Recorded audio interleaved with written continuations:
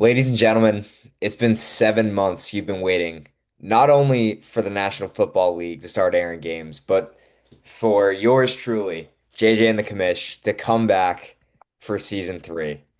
Jack, welcome back to the Hey Guys Fantasy Football Talk Show. They say third time's the charm, and we're gonna find out this season. That's what I've been hearing. That's what the media has been saying.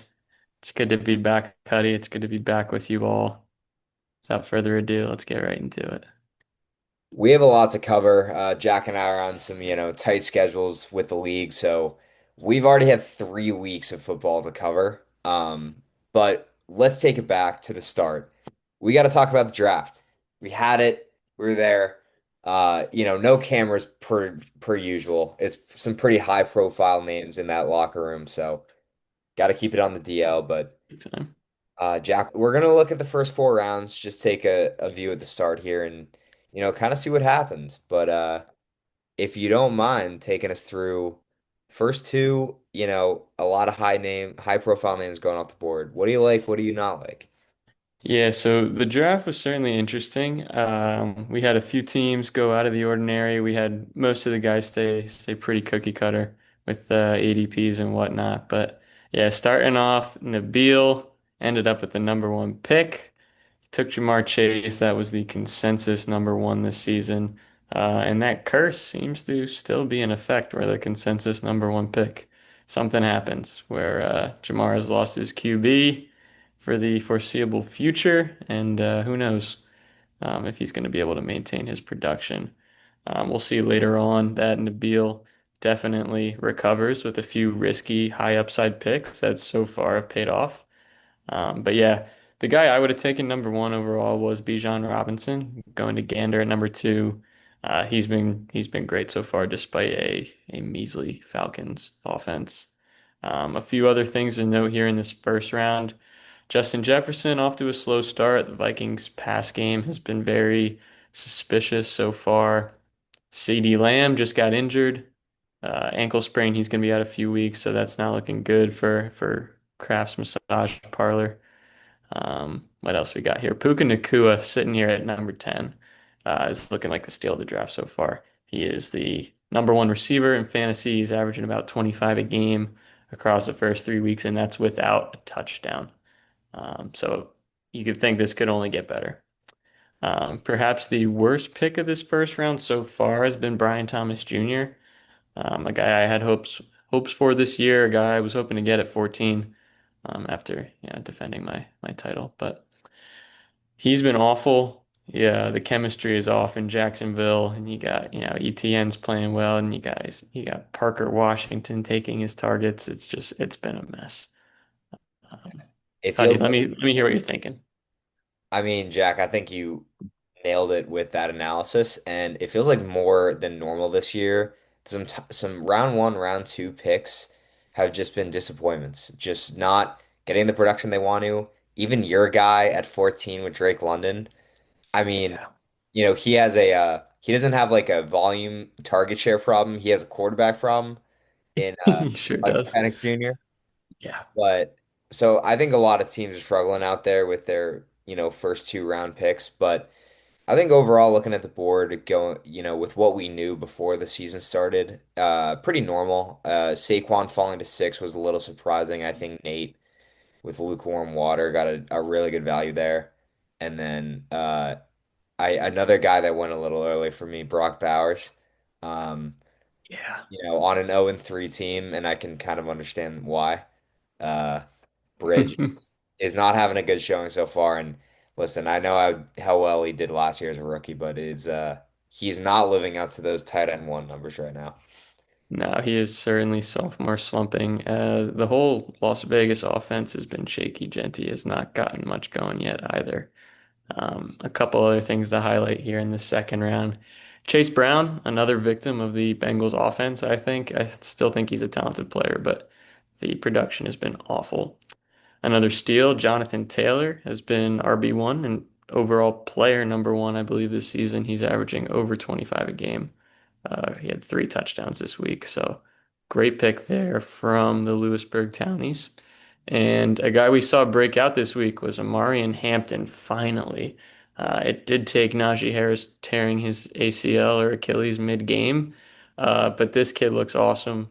6 catches for 60 yards to go on top of good rushing production. I think the kid's going to be a dog and a good bounce back pick for Nabil. Completely agree with you there. We'll transition over to rounds 3 and 4 now, where we see, and listen, Jack, you know me, we've done the show for years. If there's one guy who loves to hate Nabil, it's me. It's a passion project. And unfortunately, what he managed to do at the 2-3 turn was just take Omarion Hampton and James Cook for two star-studded running backs so far through the first 3 weeks. James Cook getting the production that I never thought he would get with this offense. Yeah, he's been incredible. I traded him away in Dynasty, which is looking like a mistake so far. But yeah, he's been great. He's been a workhorse in Buffalo. And to give Nabil one last shout out too, Rome Odunze is, I think, wide receiver 2 or 3 so far this year. He's definitely that top target in the Chicago offense, unlike my third round pick, DJ Moore, who's been lackluster to say the least. Yep. Uh, but yeah, a lot of guys in this area have not impressed. Travion Henderson has not gotten many touches in New England. You got Joe Burrow was a fourth round pick, which is a little early perhaps, but he is done for the year. Xavier Worthy has missed the whole season so far. Supposed to come back this week. And Rashee Rice as well has missed a lot of time. And James Conner, who just got ruled out for the season as well. Um, yeah. What are some picks in this area that you do like so far after what we've seen through 3 weeks? No, you're right, Jack. So many just brutal injuries with like some high draft value here. But I mean, not to pat myself on the back, but my Lamar Jackson pick in round 3. Good Uh, pick. listen, Josh was off the board, and the running backs and wide receivers I wanted in this range were already gone. So I was like, you know what? Let me go get my guy. He did well for me last year in another league, and I'm pretty sure QB1 so far, or maybe maybe top 2 or 3. But Yeah, definitely up there. yeah, he's still having the production I wanted, and another name I'll throw out there, JSN. He's doing everything that we hoped he would, where Cooper Kupp is not an option. You're not getting tight end production. You're just having Sam Darnold chuck it out there to this guy. Like that's exactly what you were hoping for. And I mean that's what Ollie got here. So can't complain. Yeah, he's been an absolute stud and definitely the star of Ollie's team so far. One of few bright moments. But yeah, this kid is the player we saw in college when he had like a billion fantasy points in that one playoff game. Yeah, he's starting to do that in the NFL finally, and it's good to see. Totally agree with you there. Um, yeah, we alluded to some of them, but let's just look at listen, we're right after week 3, so we don't know how these are going to shake out for the entire season. But let's just so far, we got some picks of the year, some draft picks of the year, and we'll revisit this. But we talked about Nabil with a solid round 2 through 4 performance there. Hampton, Cook, and Odunze. I mean, that's a great start. Um, Puka Nacua at 10. The fact that he's the 10th overall pick and he's still like a value there is insane. His floor is just so high. And Jack, I gotta commend you, buddy. I mean, it's not like you could have seen this coming. You could have seen this coming. I'm pretty sure James Conner is like 31, so you could have expected an injury, but hey, that that handcuff running back, sometimes they just pay off big, and it looks like it might do that for you this season. I'm sure hoping so. In a league with 14 guys and 2 flexes, when it gets to like the 10th round or whatever, you really just got to throw darts at some backups and hope some dominoes fall your way. James Conner has been super healthy the whole back half of his career, which is miraculous in itself. But he finally goes down.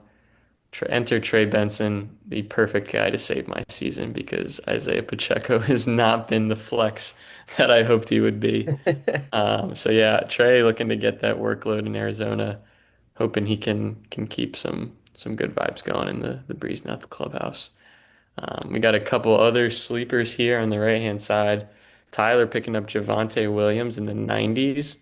Great spot. He looks like the clear-cut RB1 in Dallas. Really no competition. He's found the end zone a bunch of times.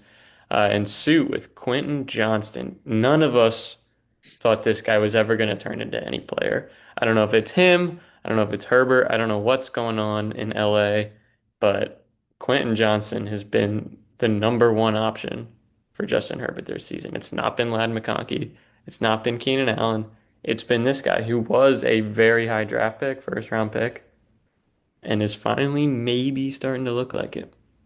You know, and I've heard this name before, Jack, and I feel like people have gone down this rabbit hole. It's just tough to bet on the guy who had like the highest drop rate in the league last year. It's just not a guy you expect. And trust me, I'm feeling the pain. That lad McConkey second round pick of mine is not exactly what I was hoping for so far. So I good on suit. I think it might have been the last round in the draft. It was like round 14, and he just snipes this guy. Yeah, So that's crazy. that's huge for him. And it's funny with Javonte. I feel like we had J.K. Dobbins last year. We have Javonte Williams this year. Two guys with very similar stories, like, you know, really high expectations and then gets injured and are like people kind of forgot about him. Like Dobbins got hurt 3 years in a row and everyone's like, oh, like he's irrelevant. And then goes to the Chargers and does his thing. Yeah, You have Javonte who was like he was like a second round pick in drafts. You'll know, like I three. took him in the second round 3 years ago. I remember it on the Broncos, and then tore his ACL, Yep, just forgot about it. And now he's on. first game. Yeah, It was the first game. yep. Oh, Yeah, it was brutal. It was like the second half of the first game of the season. My second round pick gone. yeah, that's not gonna do right for you. But Yeah, anyway, just I yeah, don't know. Guys who are getting second chances who apparently deserve them. yeah. So good for those guys and good for these managers picking up these players in good spots. Absolutely. Speaking of managers who are in not such good spots, we're gonna call this segment hospital ball. Uh, Jack, take a walk with me here. Sometimes we like to play hypotheticals on this show. Let's imagine that you were managing Craft's Massage Parlor. You have your top, is it his top? Yeah, right now his top running back gets season-ending foot injury. Yep. Aaron Jones on IR for the next 3 weeks. You have Joe Mixon with no timetable to, be heard of. CD Lamb with a high sprain, and like you might be having to start Kendre Miller at running back. Like the injuries have just plagued Ollie's team, and it's only going into week 4. I mean, what do you do? How do you manage a a shitstorm like this? Yeah, this is an ugly spot to be in. We know it's early in the season, but a lot of these injuries seem like long term, with CDs being the shortest at like 4 weeks. So like, if you set yourself up at 1 and 6, you're probably already out of it, which is not ideal. Yeah, You got to start thinking trades immediately. You got receivers here that are pretty solid. Trey Tucker off the wire. Maybe you got to look to move a guy like Tyreek Hill or JSN for a package of a couple players.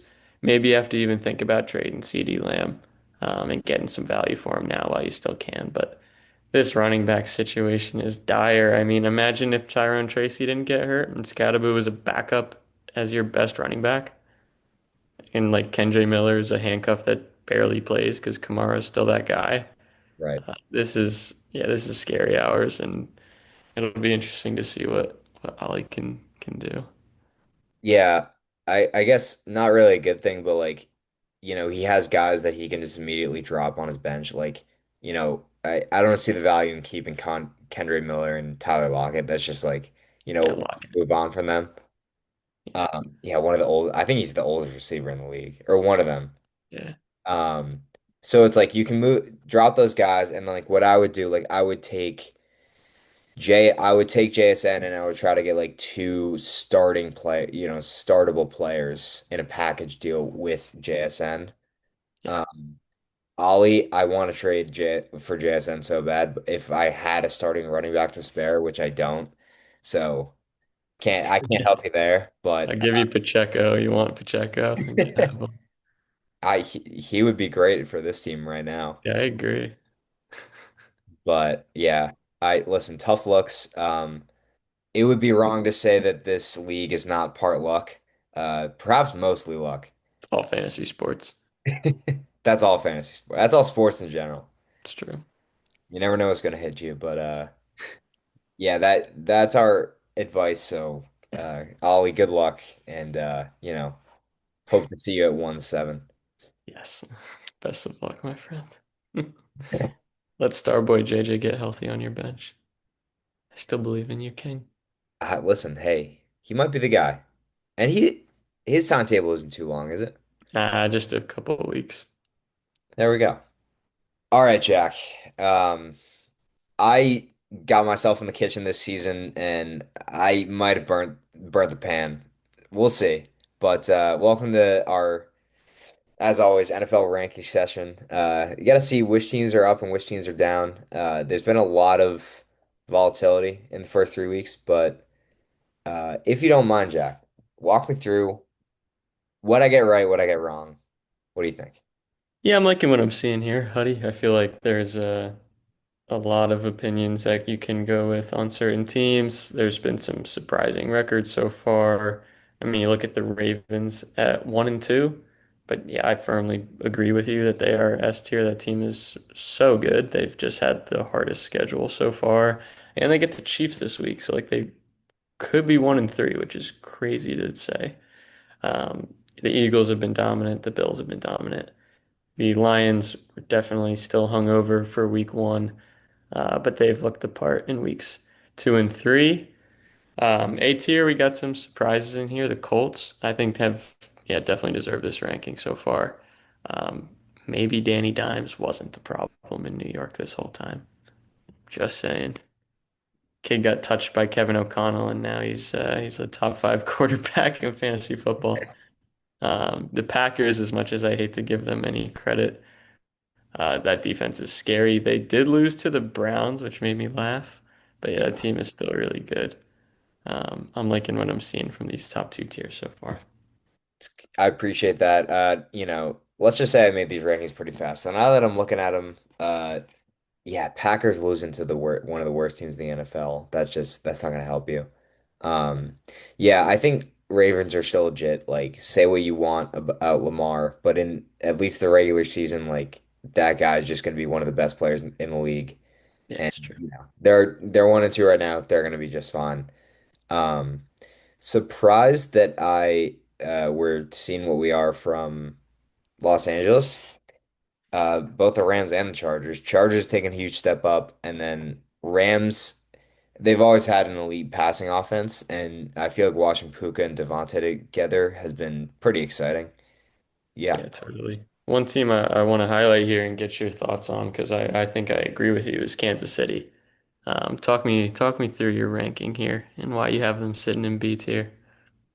Like, and they're not gonna stay here, but it's just you look at the weapons that Patrick Mahomes has to work with right now with no Xavier Worthy and no Rashee Rice. I think the second half of the season when you get those two top options back, it's going to be a much different story. But listen, they're 1-2 right now, and they beat the Giants, but I mean by like what, 2 touchdowns? So it's not, like it wasn't the impressive Not saying performance. much. Not saying much. So yeah, I think they're middle of the pack right now. And like I said, I think they're just gonna improve as their wide receivers get healthy. But like it's just been funny to see who they are trying to work with. Like you got Tyquan Thornton, like 80-yard bombs down the field, and he's like 1 for 7 targets. It's like I don't know if that's a recipe for success. We dropped him for a reason. I mean, listen, I really wanted him to work out for the Patriots, but it just didn't. Yeah, no, they and when you watch this team play so far, like it's ugly.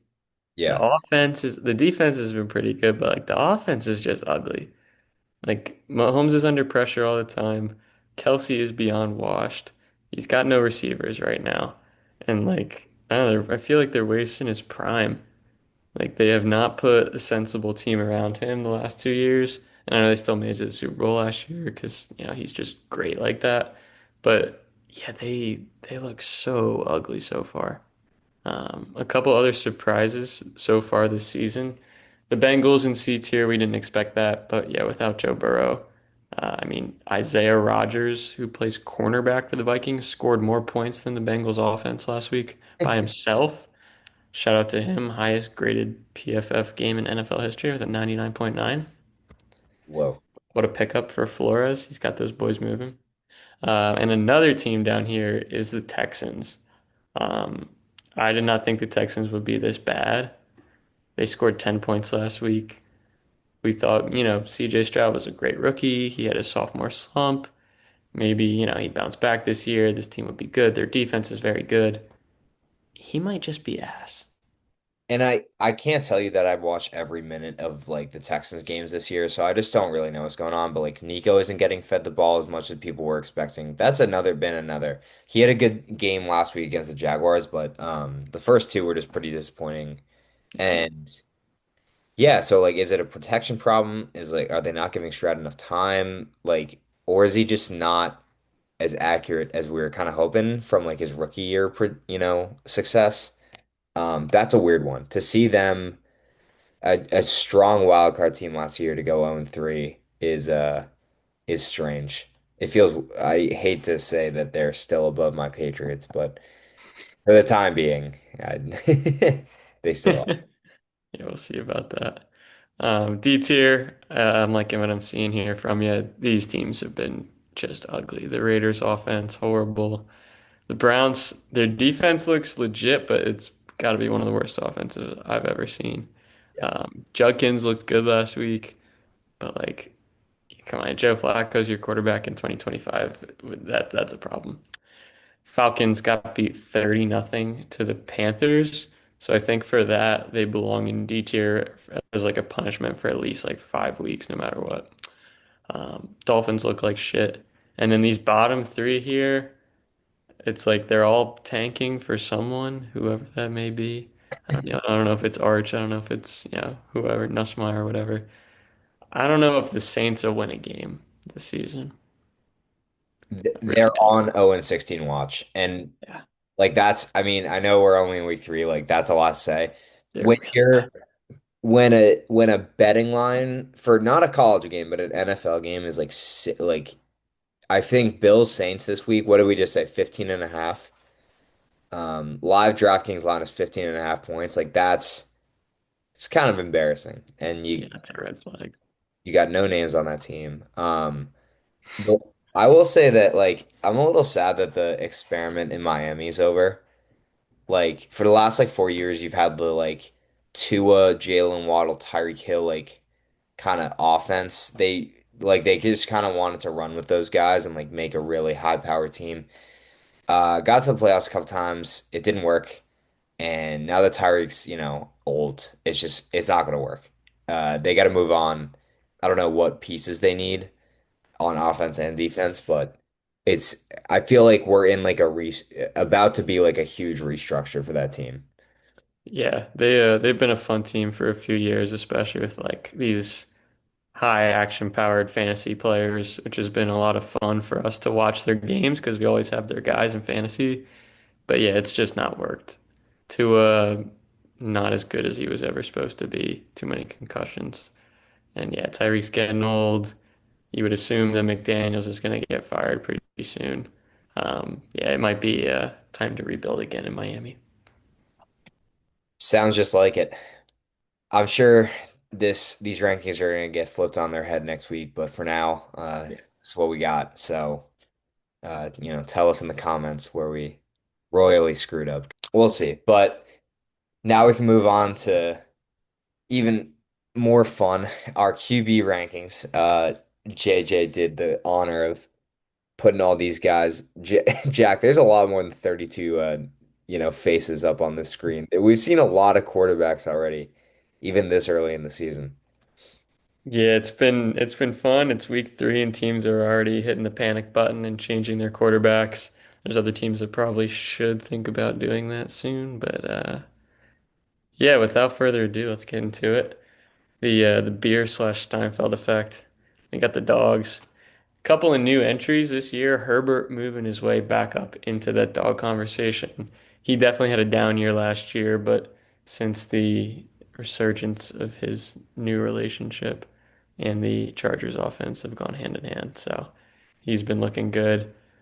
Caleb Williams, who I've been really impressed with. I know people still kind of shit on him, and he does make, some pretty bad mistakes here and there, but this kid's super talented. He's looking like that number one pick. Not as good as Daniels, but still like you can't be mad at the Bears for that selection there. He's been great in fantasy. I think I have him in like two other leagues where I also have Jaden Daniels. So it's been like, it's going to be a decision going forward. And Danny Dimes, I got him up here. He probably doesn't belong in this tier exactly, but so far this year, he's been so good. He's overtaken Trevor Lawrence on my dynasty roster in QB2. This guy's moving the ball with his legs. He's moving the ball with his arms. He's turned Michael Pittman into a fantasy relevant receiver again, which is crazy. And Yep. for that, I think he belongs in this tier. Just goes to show that the Giants organization is one of the most embarrassing in the National Football League. First with Saquon to the Eagles, and now you have your ex quarterback who could never make it work on your team. I didn't know the Colts were like that. I didn't know they were able to turn this guy into a stud. But yeah, Jones has looked nothing but impressive on the Colts. So I think this is a great S tier here. Yeah, no notes. Thank you, sir. These next two tiers, this little frisky bunch, there's a lot of QBs that have been solid so far this year. It's still early, so it's still kind of hard to gauge how they've been to highlight. And we got Mahomes down here. I mean, this offense just looks bad. He's obviously still, one of the best quarterbacks of all time, talent-wise. So expect him to go back up into the top as Kansas City starts to get some weapons back. Other fun guys, Baker Mayfield's been great. That Tampa offense is awesome and so fun for fantasy. Sam Darnold has also been good. People didn't know if going to Seattle was a mistake, if them giving him this big contract was going to work out or not. But so far through 3 weeks, he looks good. He's turning JSN into looking like a first round pick for next year. So he's been good. A couple of surprisers, Carson Wentz, who, beginning of the season, I don't even know if he was on a team. If he was, he was like a, third string somewhere, but he's now starting for my Minnesota Vikings. And it doesn't take a ton of talent, I feel like, to quarterback that team with all the weapons they have and the coaching, but he had a good solid win last week. And Mac Jones, who honestly was okay in Jacksonville last year, but he's now starting in San Francisco after Purdy's injury, and he's been pretty solid so far. They've won 2 games with him. It's never ceases to amaze me how the Minnesota Vikings system turns any you can put like you can put me under center at quarterback and like somehow we put up like 23 points. Like you manage to like just put guys in great situations and you've had this before where you have backup quarterbacks just like strive in the system. Like I don't know how you guys do it. But it works. And yeah, I'm questioning whether it's Carson Wentz or just like Kevin O'Connell working his magic. Yeah. Look, it's getting you wins, so don't stop it now. And Dude, yeah, we're so close. We're like a quarterback away. Like if JJ's the guy, like we're gonna win a Super Bowl. But if he's not, I feel like this team is so set up to win a Super Bowl if they had an elite quarterback. yeah, I no, you have all the other pieces pretty much. Um, and Aaron Rodgers passes Brett Favre, I believe. Hmm. Is he fourth on the list all time now? Yeah, I think that's right. So with, just chopping up my New England Patriots secondary with no Christian Gonzalez, I kind of knew that was going to happen. But yeah, the last of an era. But it's still good to see him play, and he's having much more successful time in Pittsburgh than he ever did in New York. So that's good to see. Yes, this campaign in Pennsylvania is off to a much better start than the one in New Jersey. So this next grouping here, I'm going to start with the verdict still out. We got Justin Fields, who I took in fantasy this year. He was my QB sleeper. I got him in like the ninth or 10th round. And after week one, I was absolutely buzzing. He had 29 points. He was throwing the ball downfield. He had, a couple touchdowns with his legs. I'm like, yeah, this kid's good. He's the player we always thought he was going to be. And then week two, he finished with 27 passing yards total. So that was pretty bad. He then got a concussion, so he missed week three. So I'm not gonna write him off just yet. He's probably still ass, but Yeah, I'm gonna hold on to hope for the sake of my team. yeah, 27 passing yards. Oh, Not much you can do with that. He looks so good in week one. so good. They chopped it up. Yeah. Like Garrett Wilson out there catching ball. It was kind of crazy. Yeah, part of your hopes. And then I don't know, Jack. I think you have Bryce Young a little high here. I know he had a good start to the end, good end of Yeah. last season, but he that guy and like I know they beat the Falcons by 30, but the offense still didn't look that great. I don't know. I think there was a defensive touchdown in there. Yeah. Yeah, you're probably right there. He's still not good. He's not good. And I mean, neither is Trevor Lawrence. Remember when we all thought he was going to be like the next coming of great quarterbacks in the NFL? This is year, what, 4 or 5 maybe? It's got to be five now. Yeah, he's just still not good. I don't know what it is. They've given him a lot of chances. Yeah, it's hard to tell. How much is he getting paid again? So much. Ridiculous amounts of Like, money. so much. Definitely to like a top eight highest QB. Yeah, 100%. And I don't know if he deserves that money. Just robbing the city of Jacksonville. Yeah. Oh well. Lord Lord. Yeah, this bottom tier here, we got Tua and friends. These are all the brain dead quarterbacks in the NFL. Gino, who I like, I think Gino's a good player, but the way he's performed with Las Vegas has been really, really bad so far. You got Tua himself, the brain dead machine. You got Spencer Radler, who sucks, but I think New Orleans was counting on him sucking. Uh, and I got CJ Stroud down here. He's been awful. The Texans have looked ugly on offense. And it's weird to have him sat between Spencer Rattler and Jake Browning on a tier list where like, he was, rookie of the year not too long ago. And last but not least, Michael Penix Jr. A lot of disappointment to look at. Pretty sure Geno Smith is second in passing yards for quarterbacks through 3 weeks. So Oh, then he can air the ball out. might have Although been I will harsh. say he did have like three interceptions on like targets over 10 yards last week. I saw some stat where it's like any pass he had over 10 yards was like he was like 1 for 9 and three picks. Just so anyway, yeah, just something just Oh my God. awful. Just like hysterically bad. Yeah, just a lot of guys who are like who will give you serviceable weeks to like make you think that they're good and then just like shit the bed. Nothing crazy cooking at the bottom. Rest up, get well, my sweet prince, JJ McCarthy. And then we got the gulag with some familiar faces, but guys that probably won't see the NFL field too much this season. Did you see the interview with Falcons head coach Raheem Morris at the end of that game? I did not. I did not get the chance for that. So, I mean, Penis had one of the worst QB games you'll ever see, right? And they put Kirk Cousins in garbage time, and they asked the coach about it, like, oh, like, what was up, or why'd you put Kirk in? And like, will he have a chance to be your starter going forward? Like, will he be able to compete for that job? And straight up, he was like, no, I only put him in because the game was out of hand. He won't have any chance at this job.